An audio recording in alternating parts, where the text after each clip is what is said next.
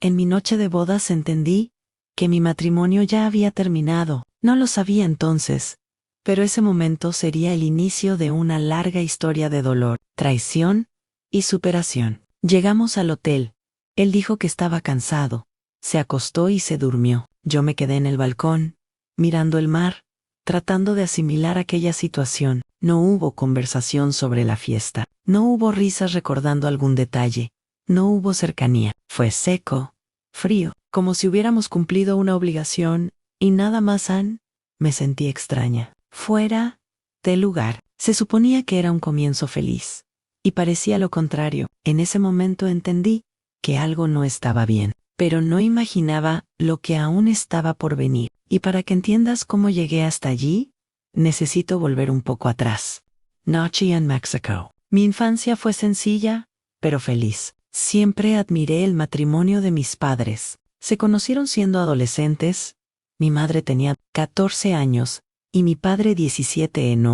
Noviaron 8 años hasta casarse. Claro, tuvieron problemas como cualquier pareja. Recuerdo una época en la que casi se separaron. Yo tenía unos 5 años y me acuerdo de mi madre llevándonos a casa de mi abuela. Ella lloraba mucho, diciendo que no aguantaba más porque había descubierto una traición de mi padre. En ese momento, me sentí confundida. Pensaba, ¿y ahora? ¿Tendré que elegir entre mi padre y mi madre? Y enseguida me decía, no quiero elegir. Los amo a los dos. Si es así, me iré a vivir con mi abuela. Ellos lograron superar la crisis. Mi madre, muy firme en la iglesia, oraba bastante. Y poco a poco las cosas se fueron acomodando. Nunca vi a mis padres pelear feo, pero sí los vi conversar mucho, sentarse juntos y resolver. Eso quedó grabado en mí. Crecí con la idea de que el matrimonio era algo que necesitaba fe y diálogo para funcionar. En la adolescencia, yo era diferente a la mayoría de las chicas.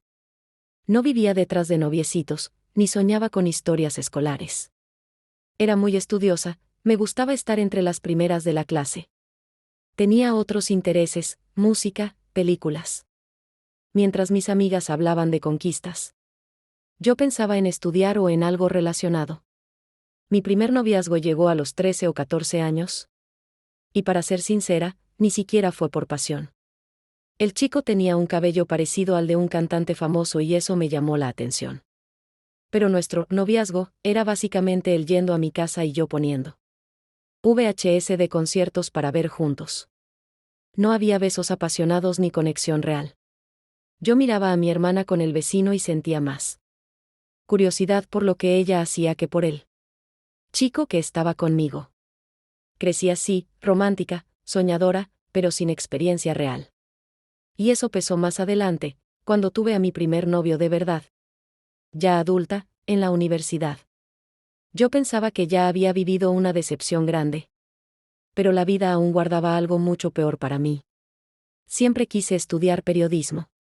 Creía que no tenía capacidad para ingresar a una universidad pública porque venía de escuela pública. Pero después de perder mi trabajo en una financiera, donde había empezado repartiendo volantes y llegué a ser gerente, decidí intentarlo. Fueron 7 años sin estudiar nada. Pero me encerré en casa y lo hice con fe, creyendo que Dios tenía una promesa para mí. Y pasé. Entré a la universidad en periodismo con 26 años. Fue en esa época cuando conocí a mi primer novio de verdad.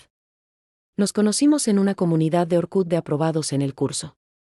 Empezamos a hablar y, meses antes del inicio de clases, ya éramos novios.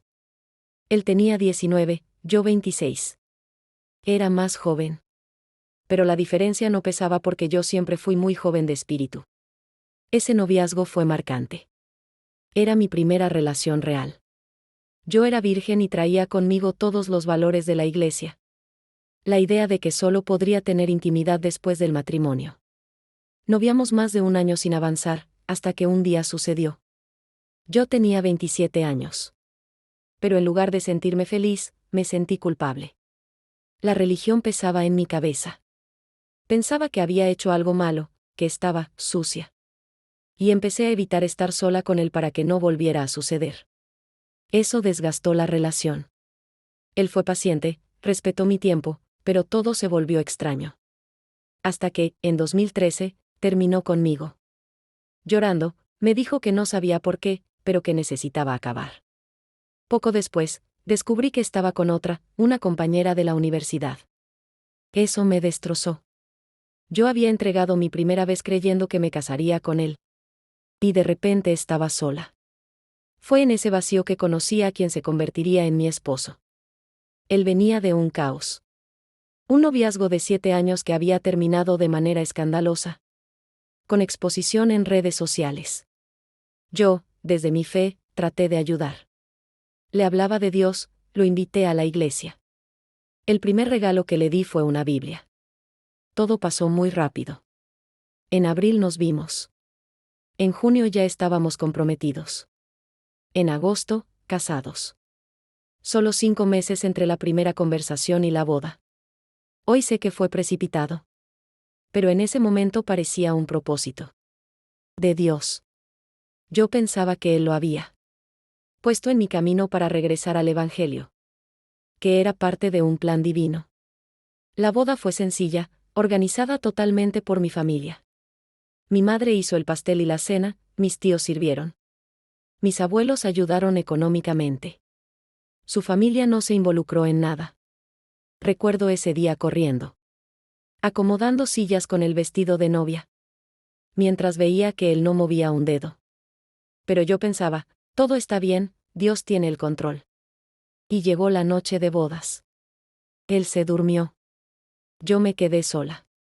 Al día siguiente, en vez de disfrutar un momento a dos, prefirió conversar con políticos que estaban en el desayuno del hotel.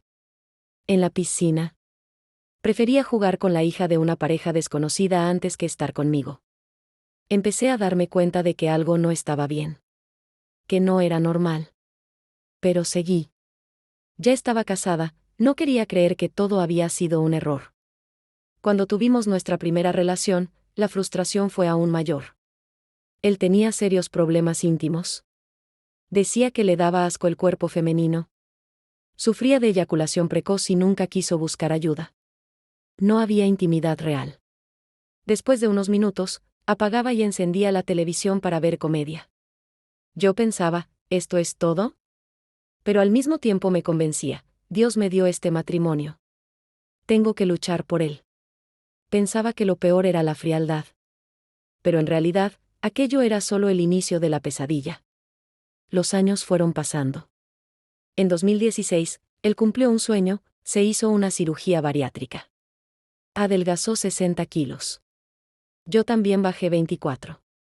Nos convertimos en una pareja, modelo. Elogiada, inspiración para muchos. Con esfuerzo compramos un departamento, entre FGTS y préstamos. Él empezó a trabajar en televisión, se volvió presentador. Y entonces llegaron los problemas financieros. Gastaba lo que no tenía, escondía dinero, acumulaba deudas. Yo controlaba la casa. Pero vivía viendo servicios cortados, la luz atrasada. Mientras él aparecía en restaurantes con colegas de la prensa. Hasta que, en 2017, descubrí una traición. ¿Cómo podía ese hombre, que casi no tenía intimidad conmigo, estar engañándome? Fue un choque brutal. Vi mensajes en su celular con una psicóloga casada. Diciéndose, amor, de un lado a otro. Leyendo esas palabras entendí que, para ella, él era un hombre que yo nunca había conocido. Eso me destrozó. Creo que ese es el peor tipo de traición, la que va más allá del deseo carnal. Allí había romance, cariño, pasión y deseo. Me obligué a creer que tal vez era un personaje que él había creado para ella. Porque no podía ser real. Pero esa era solo mi mente tratando de protegerme de la verdad. Cuando lo enfrenté, dijo la peor frase, me enamoré de ella. Y aunque no quería admitirlo, sabía que era verdad. En ese momento supe que nunca recibí ese sentimiento de su parte. Y eso me hizo sentir tan pequeña. Tomada por la culpa y tratando de revertir la situación. Le dije que lo perdonaba y que salvaríamos a nuestra familia. Pero no me di cuenta de un detalle, él nunca me pidió perdón. Él no quería ser perdonado de nada. Era yo la que estaba ahí, rogando. Lo llevé a almorzar el mismo día, como si nada hubiera pasado. pero dentro de mí, algo se quebró. Yo creía que ese era el fondo del pozo. Pero en realidad, apenas comenzaba mi caída.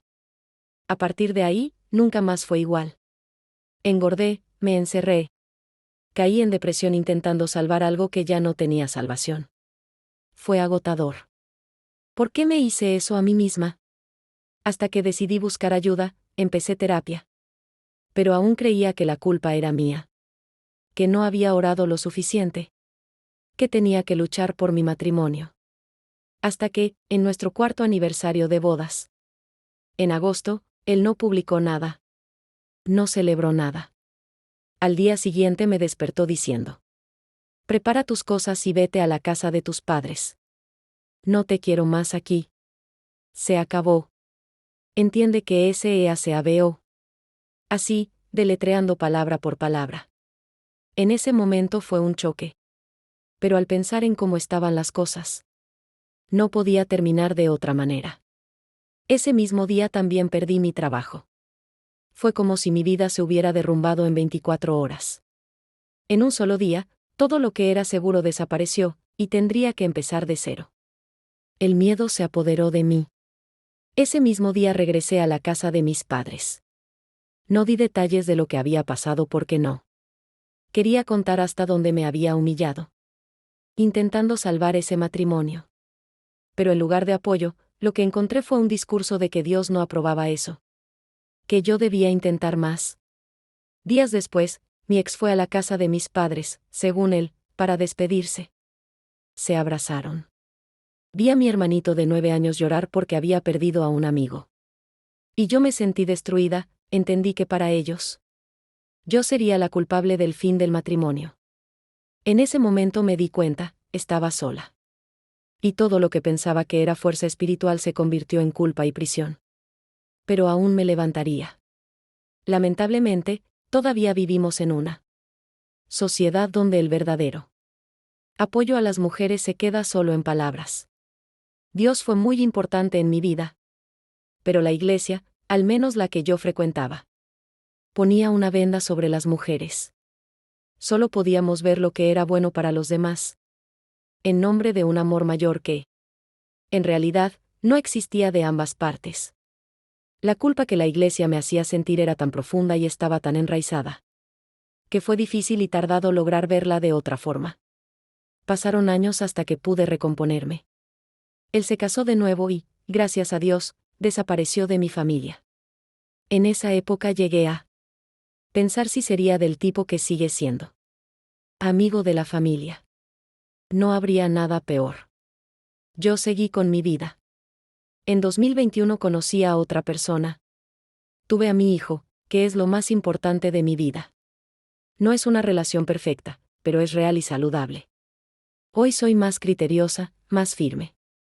Sigo en la iglesia, pero en una que nos anima a crecer como mujeres. A explorar nuestras potencialidades, sin alejarnos de la palabra de Dios. Había llegado a creer que estaba perdida, que nunca más sería feliz. Pero la vida todavía me guardaba una reviravuelta que cambiaría todo otra vez. Hoy sé lo que acepto y lo que no acepto. Pasé por separaciones, por pérdidas. Incluso la de mi padre, poco antes del nacimiento de mi hijo. Pero ahora puedo mirar atrás y entender. Necesitaba pasar por todo eso para llegar hasta aquí. Fue doloroso, pero necesario para mi madurez y crecimiento. Y sin esa historia, mi esposo y mi hijo no habrían llegado a mi vida. No guardo rencor. En realidad, él me hizo un favor. Lo perdoné. No porque lo mereciera, porque no merece nada. Sino por mí. Yo no merecía cargar con el recuerdo de ese hombre horrible por el resto de mi vida. Hoy sigo creyendo en el amor, en la familia y en Dios. Y sigo creyendo que es posible volver a empezar. Incluso lo malo que nos sucede tiene un propósito. Si tú también has pasado por algo parecido, quiero que sepas esto, si se puede volver a empezar. El dolor puede marcar nuestra historia, pero nunca define nuestro futuro. Yo soy la prueba de que incluso de las peores caídas pueden hacer una nueva vida, llena de fuerza y esperanza.